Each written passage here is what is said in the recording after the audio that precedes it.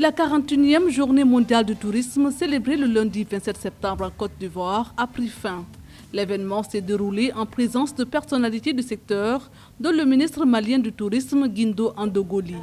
Une occasion que le ministre a mise à profit pour vendre la destination Mali. La première satisfaction que nous pouvons tirer de notre participation à cette conférence, c'est d'abord les rencontres très fructueuses que nous avons eues avec nos homologues d'autres pays, d'Europe, d'Afrique et d'autres continents.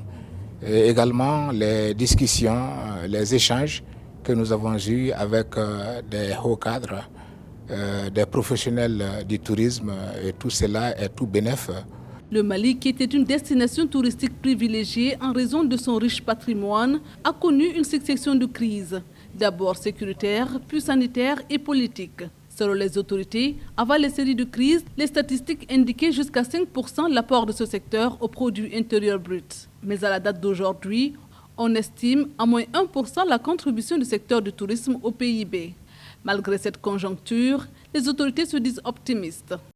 Alors donc nous comptons très bientôt, comme je le disais tantôt, développer des stratégies à travers la politique, la nouvelle politique nationale touristique.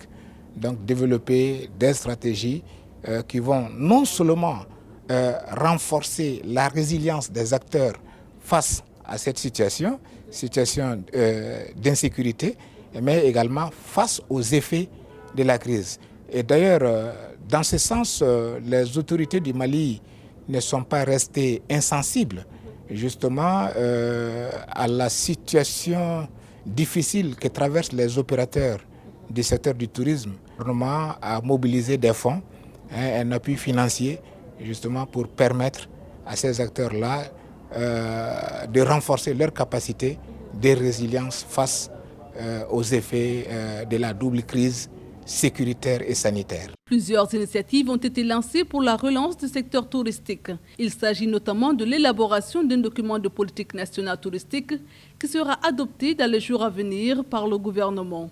Ce document sera assorti d'un plan d'action quinquennal qui va retenir les objectifs stratégiques les plus pertinents, mais également les actions et les activités les plus efficaces pour sa mise en œuvre dans les 5 prochaines années.